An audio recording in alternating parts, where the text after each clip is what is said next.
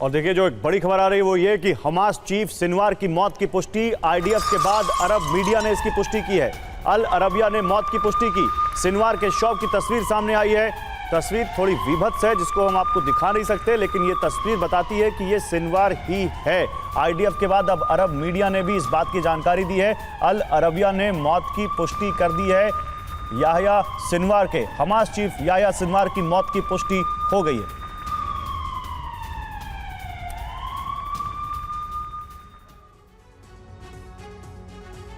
तो इजराइल की जंग में अमेरिका ने अपना B-2 बॉम्बर उतार दिया है, जिसने बीती रात हूती के ठिकानों पर बड़ी स्ट्राइक की।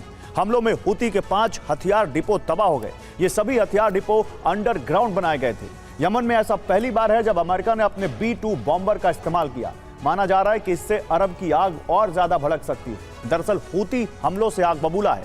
उसने साफ कर दिया है कि अमेरिकी हमलों का परिणाम उसे और उसके मित्र देशों को भुगतना पड़ेगा, और यह बहुत जल्द होगा।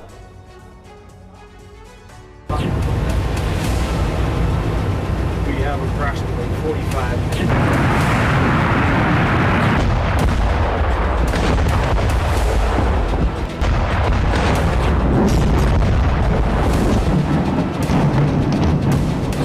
सोलह अक्टूबर की रात यमन में धमाकों की रात थी।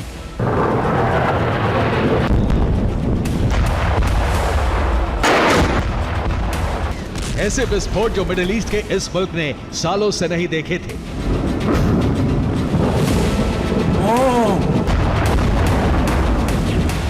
इन धमाकों के प्रायोजक थे अमेरिका के राष्ट्रपति जो बाइडेन, जिनकी हरी झंडी के बाद अमेरिकी वायुसेना ने यमन की राजधानी सना और सादा के आसपास जबरदस्त बमबारी की।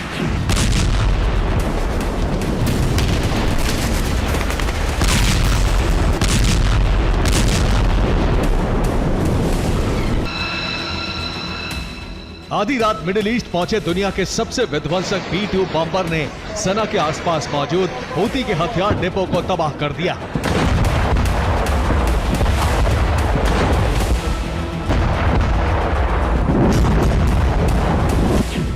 अमेरिका ने 6 B-2 बॉम्बर से यमन पर स्ट्राइक की। यमन में हूती के 15 ठिकानों को टारगेट किया गया। 6 हमले सना में किए गए जबकि 9 हमले सादा में किए गए। हमले में हूती के 5 अंडरग्राउंड हथियार डिपो तबाह कर दिए गए। ये सभी डिपो सना के पास मौजूद थे।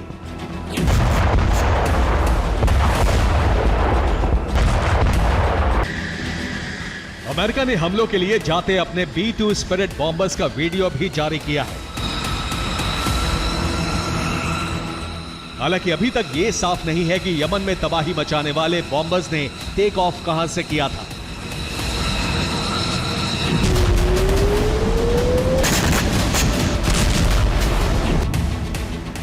मिडिल ईस्ट में B-2 बॉम्बर का इस्तेमाल कर अमेरिका ने युद्ध की सारी सीमाओं को तोड़ दिया है।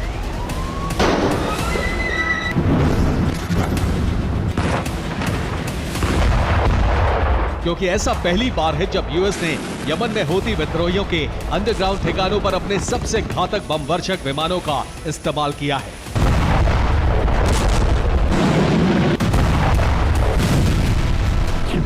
हमले के बाद अमेरिकी रक्षा मंत्री लॉयड ऑस्टिन ने एक बयान जारी किया जिसमें उन्होंने हूती को आने वाले बारूदी भविष्य की चेतावनी दी।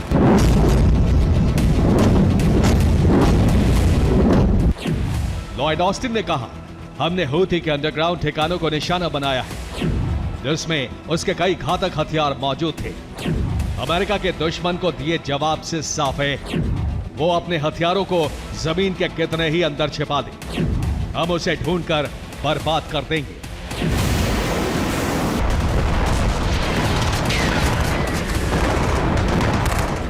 बीते 1 साल से मिडिल ईस्ट चल रहा है, लेकिन अभी तक अमेरिका शांति की बात करता आ रहा था। इजराइल और उसके दुश्मनों में युद्ध की आग भड़कने से रोकने की कोशिश कर रहा था।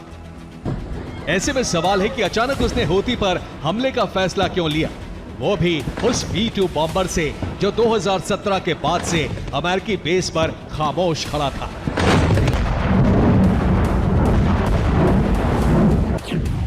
दरअसल हूती मिडिल ईस्ट में बेकाबू होता जा रहा था। बीते एक साल में वो अमेरिका के 10 MQ-9 रीपर ड्रोन तबाह कर चुका था। इसके साथ ही लाल सागर और अदन की खाड़ी में भी हूती आक्रामक था। वो यहां मौजूद मालवाहक विमानों को टारगेट कर रहा था। अमेरिकी युद्धपोतों को भी उसने कई बार टारगेट किया था।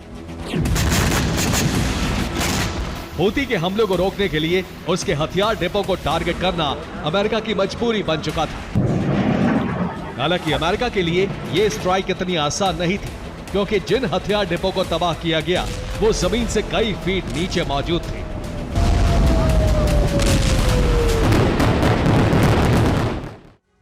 तो दरअसल हूती के सना शहर के आसपास मौजूद हथियार डिपो अंडरग्राउंड बनाए थे। दावा है कि सुरक्षा को देखते हुए यह हथियार डिपो बंकर जितने मजबूत बनाए गए थे।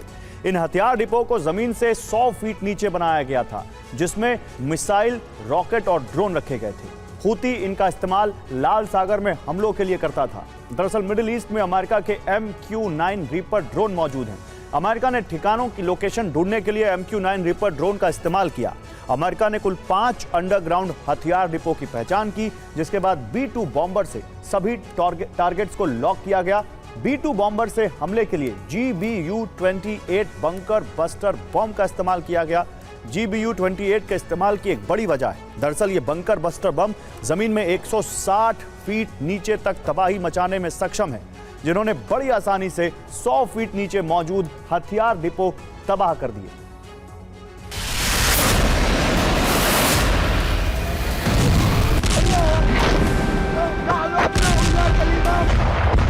हूती पर स्ट्राइक को अमेरिका और इजराइल के दुश्मन के लिए चेतावनी माना जा रहा है।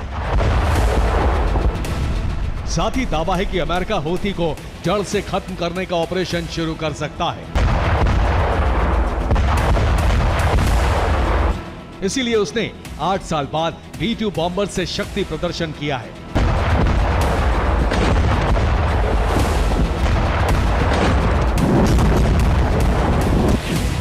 अमेरिका ने आखिरी बार जनवरी 2017 में B-2 बॉम्बर का इस्तेमाल किया था। अमेरिका ने लीबिया के सिरते में एयर स्ट्राइक की थी। ये हमले ISIS के ट्रेनिंग कैंप पर किए गए थे। अब 8 साल बाद अमेरिका ने B-2 बॉम्बर से किसी देश की जमीन पर बमबारी की।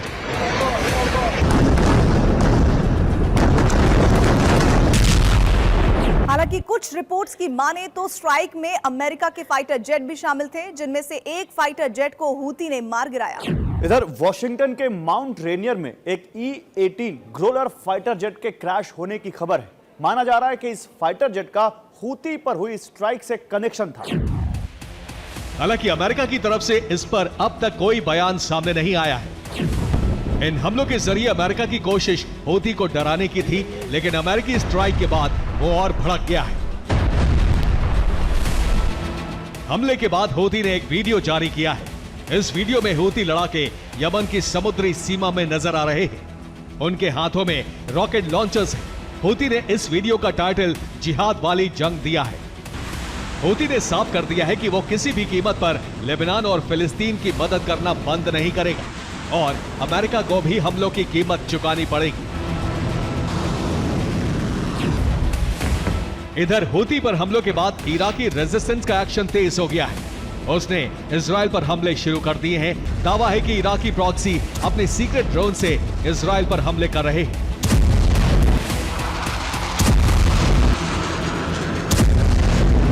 साफ है, अमेरिका के हमले ने बारूद के ढेर पर बैठे मिडिल ईस्ट में आग भड़काने वाला काम किया है, जिसका भविष्य में दुनिया को गंभीर अंजाम भुगतना पड़ सकता है।